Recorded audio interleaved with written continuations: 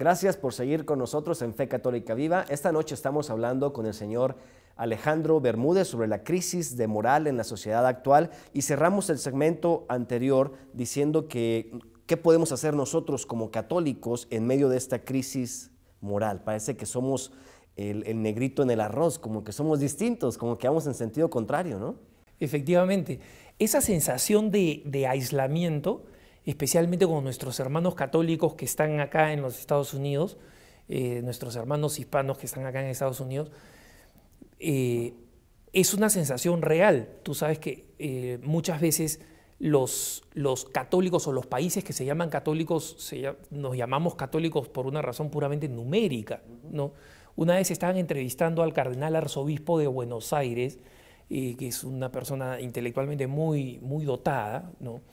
El cardenal Bergoglio, y la primera pregunta que le hace el periodista es, Eminencia, nosotros que estamos acá en un país de mayoría católica, y antes de que siga la pregunta, el cardenal Bergoglio lo para y le dice, no, un momentito, este no es un país de mayoría católica. El periodista se sorprende y dice, no, pero sí, o sea, el 85% de los argentinos se declara católico. Mira, si este fuera un país de mayoría católica, no estaríamos debatiendo la posibilidad de una ley del aborto o una ley de uniones homosexuales, etcétera, porque no se le ocurriría a nadie en un país católico. Entonces, hay que comprender que los católicos somos culturalmente una minoría. Yo creo que hay que comenzar por ahí. Efectivamente, como tú dices, somos el negrito en el arroz, pero esa misma figura se puede utilizar bíblicamente. Somos la levadura en la masa. El que prepara un pan o algo pone una cantidad de harina y si pusiera la misma cantidad de levadura, esto sería una monstruosidad. Para que el pan crezca, para que sea bueno lo que estemos preparando, basta un poquito y solo un poco. Entonces hay que comprender que los católicos, cuando nos sentimos en minoría, estamos en la situación en la que siempre han estado los católicos en cierto sentido. Jesucristo iba contra la corriente, nos advirtió de que íbamos contra las corrientes. Entonces yo creo que lo primero que hay que comprender es que necesitamos ánimo, ¿no? Una de las palabras y una de las frases constantes, recuerdas, de Juan Pablo II es no tengan miedo, ¿no? Si a alguien le preguntan, oye, ¿con qué frase recordarías a Juan Pablo II? Probablemente sería esa, no tengan miedo. ¿Y por qué nos diría no tengan miedo? Porque estamos en una sociedad donde todo el mundo tiene miedo, y los católicos también, ¿no? Como hispanos en los Estados Unidos, que tocaste ese tema, por allá en 1987 los obispos de Estados Unidos en un documento sobre la presencia hispana dijeron por primera vez, y lo han venido repitiendo después de eso, que los hispanos somos una bendición para la iglesia y para la sociedad de los Estados Unidos. Pero yo recuerdo hace 2 o 3 años el arzobispo de Denver en la conferencia arquidiocesana se subió a saludar a la comunidad hispana y les dijo eso mismo, les dijo, ustedes son una bendición para esta iglesia. Después hizo una pausa y dijo, ahora tienen que demostrarlo. Now you have to prove it, les dijo en inglés. Nos dijo. Como hispanos también estaba leyendo una encuesta hace 2 o 3 días y dice que los hispanos que están dejando la fe católica, desafortunadamente, no necesariamente se van a iglesias evangélicas, sino el grupo que crece más rápido es el grupo de aquellos que no tienen fe, que son los seculares. La pregunta es, después de toda esta vuelta, es ¿cómo podemos los hispanos convertirnos en la bendición que los obispos predijeron desde los 80s y que necesita esta iglesia y esta sociedad en los Estados Unidos? Mira, es una excelente pregunta, Luis, y podríamos de esto hablar horas, ¿no? Hacemos otro programa. Pero así es, cuando quieras, porque es un tema que yo sé que a ti te apasiona, sí, claro, y a eso dedicas tu vida, y a mí me encanta también, ¿no? Pero para resumirlo, yo diría lo siguiente.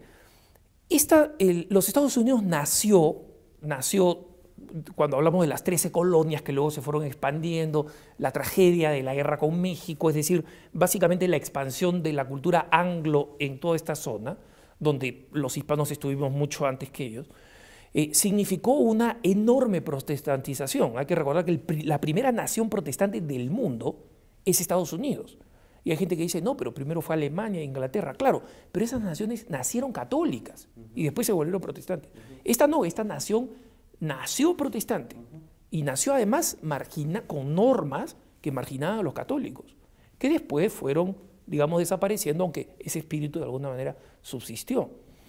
La nación fue dramáticamente cambiada cuando llegaron los irlandeses, que eran católicos.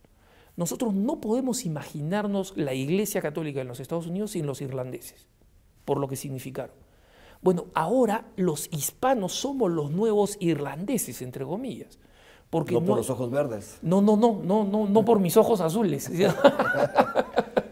Pero somos los nuevos irlandeses en el sentido que somos la nueva comunidad inmigrante significativa numéricamente, que en este momento está bordeando los 23, 26, algunos dicen 30% de los católicos, del total de católicos de Estados Unidos. Entonces, nosotros somos una sangre nueva y tenemos que ser conscientes de que cada uno de nosotros, en consecuencia, es un misionero.